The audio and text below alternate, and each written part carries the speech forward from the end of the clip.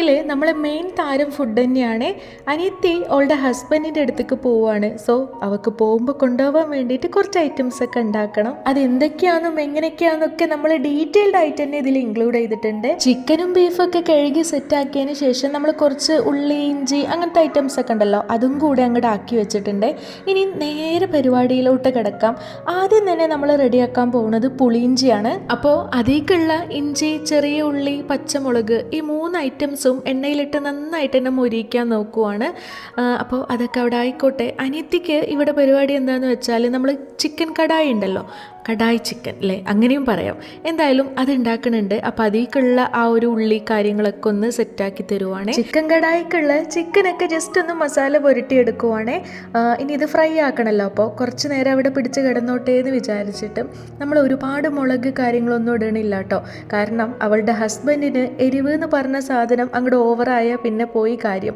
ആൾക്ക് എരിവിനോട് അത്ര വലിയ താല്പര്യമില്ല. അപ്പോൾ അത് പ്രകാരം നമ്മൾ അവൻ്റെ ആ ഒരു എരിവ് കാര്യങ്ങളൊക്കെ കണക്കാക്കിയിട്ടാണ് ഇതൊക്കെ സെറ്റാക്കണത്. പുളിയിഞ്ചിയിലോട്ടുള്ള ചെറിയ ഉള്ളി, പച്ചമുളക്, ഇഞ്ചി, ഇത്രയും സംഭവങ്ങൾ നമ്മൾ ജസ്റ്റ് ഒന്ന് മൊരിയിക്കാൻ വെച്ചിട്ടുണ്ടല്ലോ, അത് നല്ലോണം മൊരിഞ്ഞ് കിട്ടിയിട്ടുണ്ട്. ഇനി അതൊന്ന് അരച്ചെടുക്കണം. വീട്ടിൽ ഗ്യാസ് ഏകദേശം തീരാറായിട്ടുണ്ടായിരുന്നേ. അപ്പോൾ ദാ നമ്മൾ വിറകടുപ്പിലാണ് ഇതൊക്കെ സെറ്റാക്കി എടുക്കുന്നത്. ഒരു ഭാഗത്ത് ഇതാ അവിടെ തകൃതിയായിട്ട് ചിക്കനൊക്കെ ഫ്രൈ ആക്കിക്കൊണ്ടിരിക്കുവാണ്. ഇവിടെ ഞാൻ പുളിയിഞ്ചിയിലോട്ടുള്ള പരിപാടിയിലാണ് കേട്ടോ. അപ്പോൾ എണ്ണയൊക്കെ ചൂടായതിന് ശേഷം നമ്മൾ അതിലോട്ടുള്ള കടുക്, ഉലുവ അതൊക്കെ പൊട്ടിച്ചെടുത്തതിന് ശേഷം കറിവേപ്പിലയും ആഡ് ചെയ്തിട്ടുണ്ട്. പിന്നെ നമ്മൾ ഈ ഒരു പൊടിച്ചു വെച്ചിട്ടുള്ള സംഭവം ഉണ്ടല്ലോ, അതായത് നമ്മുടെ ഇഞ്ചി, വെളുത്തുള്ളി, പച്ചമുളക്, ഇത്രയും സംഭവങ്ങളും കൂടെ ആഡ് ചെയ്തിട്ട് നന്നായിട്ട് അങ്ങ് മിക്സാക്കി കൊടുക്കുക. പിന്നെ അതിലോട്ട് ആവശ്യത്തിനുള്ള മുളക് പൊടി, മഞ്ഞൾപ്പൊടി, ഉപ്പ് ഒരുപാടൊന്നും വേണ്ട, കുറച്ച്. അപ്പോൾ അതൊക്കെ ഒന്ന് ആഡ് ചെയ്ത് കൊടുക്കുന്നുണ്ട്. അനിയന് ബഹ്റൈനിലോട്ട് കൊടുത്തു വിടാൻ വേണ്ടിയിട്ട് നമ്മൾ കുറച്ച് പുളിഞ്ചിയും ഇങ്ങനത്തെ കുറച്ച് സംഭവങ്ങളൊക്കെ ഉണ്ടാക്കിയിട്ടുണ്ടായിരുന്നേ. അന്നേരം ഞാനത് വ്ളോഗ് ആക്കിയിട്ടിട്ടുണ്ടായിരുന്നു. അതിൽ ഈ ഒരു പുളിഞ്ചി ഇൻക്ലൂഡ് ചെയ്തിട്ടുണ്ടായിരുന്നു. കുറേ കമൻസ് ആണ് കിട്ടിയിട്ടുള്ളത്. അപ്പോൾ എൻ്റെ പുതിയ വ്യൂവേഴ്സിന് കണ്ടോട്ടേ എന്ന് വിചാരിച്ചിട്ടാണ് ഞാൻ നമ്മുടെ പുളിഞ്ചി റെസിപ്പി ഇതിലും കൂടെ അങ്ങ് ഇൻക്ലൂഡ് ചെയ്തത് കേട്ടോ. പുളിയിഞ്ചിയിലെ മെയിൻ കഥാപാത്രമായിട്ടുള്ള പുളീനെ നമ്മൾ ഓൾറെഡി വെള്ളത്തിലിട്ട് പൊതിർത്തി സെറ്റാക്കി വെച്ചിട്ടുണ്ടായിരുന്നേ. ഈ ഒരു ടൈം ആയപ്പോഴേക്ക് അത് നല്ലോണം പൊതിർന്ന് വന്നിട്ടുണ്ടായിരുന്നു. എന്തായാലും നമ്മൾ അതൊക്കെ ആഡ് ചെയ്ത് കൊടുത്തു. ആവശ്യത്തിനുള്ള ശർക്കരയും ഒക്കെ ആഡ് ചെയ്ത് കൊടുത്തിട്ടുണ്ടായിരുന്നേ. കൈയെടുക്കാണ്ട് നല്ലോണം ഇളക്കി കൊടുക്കുക എന്നുള്ളതാണ് മെയിൻ ടാസ്ക്. അല്ലാന്നുണ്ടെങ്കിൽ അടി പിടിക്കാനുള്ള ചാൻസ് വളരെ കൂടുതലാണ്. പ്രത്യേകിച്ച് അടുപ്പത്തും കൂടെ ആവുമ്പോൾ അത് ഭയങ്കര കൂടുതലാണ് കേട്ടോ. എന്തായാലും നമ്മളിതാ കൈയെടുക്കാണ്ട് തന്നെ ഇളക്കി കൊടുക്കുന്നുണ്ട്. ഇളക്കി അതിൻ്റെ ഇടയിൽ കൂടെ ഓരോ തുള്ളികളായിട്ട് നമ്മളെ കയ്യിൽ ഇങ്ങനെ ഉറ്റൂണുണ്ട് കേട്ടോ.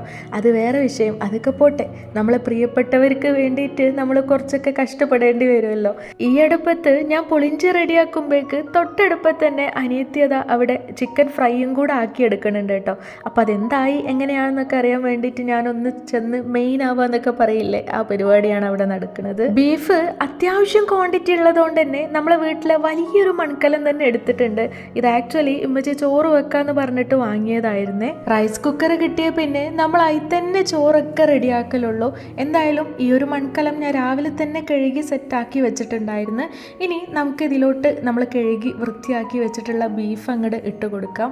ബീഫ് ആക്ച്വലി നമ്മൾ കറിപ്പിച്ചെടുക്കുവാണ്, അതാണ് നമ്മുടെ ഉദ്ദേശം. അപ്പോൾ അതിന് വേണ്ടിയിട്ടുള്ള മസാലപ്പൊടികളൊക്കെ ആഡ് ചെയ്യുക എന്നുള്ളതാണ് നമ്മുടെ നെക്സ്റ്റ് പ്രോസസ്സ്. എന്തായാലും അതിലോട്ട് ആവശ്യത്തിനുള്ള മഞ്ഞൾപ്പൊടി, മുളക് പൊടി, മല്ലിപ്പൊടി, ഉലുവ, ഗരം മസാല, ഉപ്പ്, ഇത്രയും സംഭവങ്ങൾ നമ്മൾ ആഡ് ചെയ്ത് കൊടുക്കുന്നുണ്ട്. ഇഞ്ചി, വെളുത്തുള്ളി, ചെറിയ ഉള്ളി, അതേപോലെ തന്നെ കുറച്ച് വലിയ ജീരകം, ഇത് ഓൾറെഡി ചതച്ച് സെറ്റാക്കി വെച്ചിട്ടുണ്ടായിരുന്നു. ഇതിൽ നിന്ന് നമ്മൾ ഒരുപാടൊന്നും ആഡ് ചെയ്ത് കൊടുക്കണില്ല, കുറച്ച് മാത്രമേ ഇപ്പോൾ തൽക്കാലം ആഡ് ചെയ്ത് കൊടുക്കണുള്ളൂ.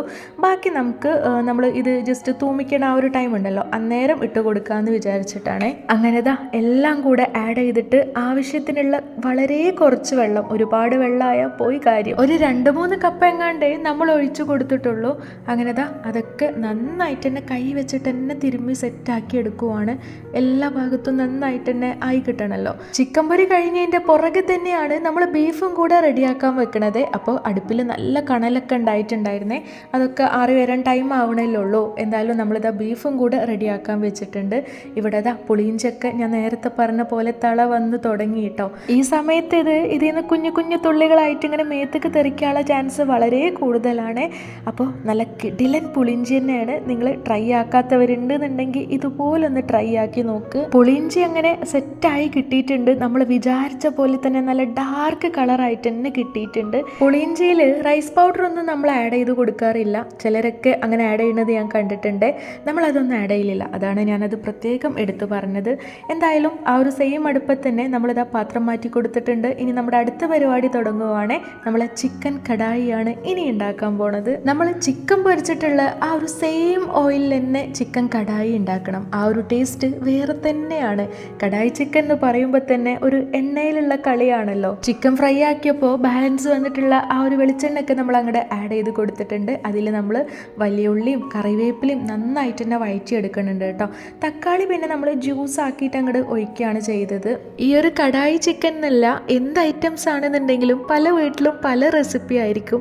ഞാൻ ആക്ച്വലി എൻ്റെ ഉമ്മച്ചി ചെയ്യും പോലെയാണ് എല്ലാം ചെയ്യൽ. ആളെ കോപ്പി അടിച്ചിട്ടാണ് എൻ്റെ ഫുള്ള് ഫുഡ് ഐറ്റംസും കേട്ടോ. അപ്പോൾ അതൊക്കെ അവിടെ നിൽക്കട്ടെ, നമുക്കിതിലോട്ട് വരാം. നമ്മളെ കടായി ചിക്കൻ ആവശ്യമായിട്ടുള്ള ആ ഒരു ഗ്രേവിയാണ് ഇപ്പോൾ റെഡി ആയിക്കൊണ്ടിരിക്കുന്നത്.